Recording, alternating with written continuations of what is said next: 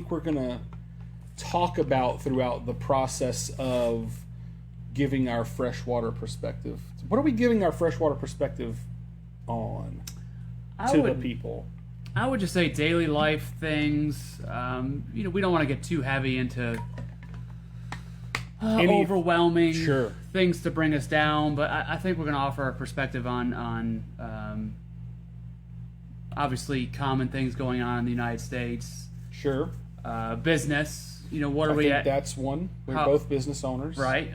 How that came to be, what we're experiencing as business owners, suggestions, thoughts, just kind of talking through things. And I think the most important is, we'll do a little more preparation several episodes in, but we really wanted today just to be completely ad-libbing. Off the top, off the dome, as they say in the hip-hop world. Yes. Off the dome. But I think a little bit of everything. I think you'll hear... Maybe even a little bit off the cuff. Tim's unfortunately a Dolphins fan. Yeah, that's rough. It's a rough life, hard life. I'm a diehard Bills fan, so I think you'll hear occasional banter about that going on. I'm sure of that. Yeah, we will definitely have some back and forth about sports, I would imagine. Are you a baseball fan? Baseball season just kicked off. I used to be. You used to be, but before the strike. You were one of those guys that gave up after the strike, weren't you? Well, my late grandma was really into baseball. Okay, and she was a... Mets fan. Mets fan. See, I bet you don't know this about me. I'm a Mets fan. I had no idea. Yeah, I am a Mets fan. We're 2-1. Beat the Marlins 2 out of 3. That's kind of cool. Yeah. So I'm Daryl Strawberry. Go ahead. Me too. Yeah, I mean, I've always... So here's an interesting thing about me in sports. I've never changed the sports team that I was a fan of. So I grew up during the Jordan era. I've always been a Bulls fan.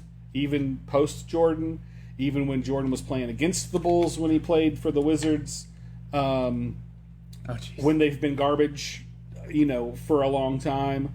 Making the playoffs this year, I don't know if that's good or bad. They're like the 10th seed or something, because they let like 48 teams into the playoffs now. I've always been a Mets fan for some reason, and I guess I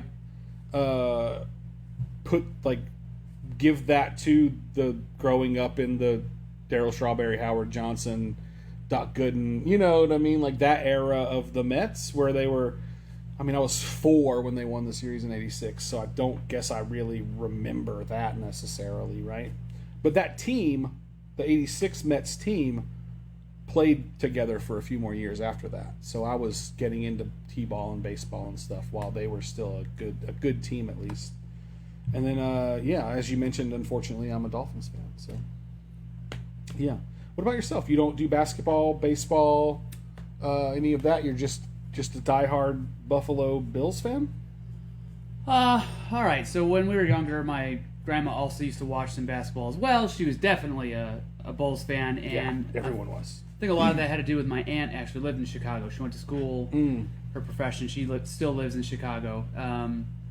But as a kid, at that point, I was more of a fan, and I'm sure there's a lot of us out there like that. Now I don't mind as much, but whatever colors. So I love the Bulls just because of the Bulls, but man, the Charlotte Hornets.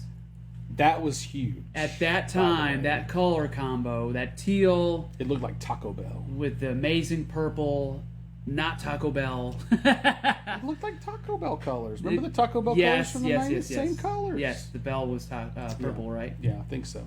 But I had to have the starter, the pullover, purple and teal Hornets starter jacket. I had the fuzzy jammies. Or they weren't fuzzy. They just went through the wash one time and then they turned fuzzy. That's right. Yeah, that'll happen. Static cling.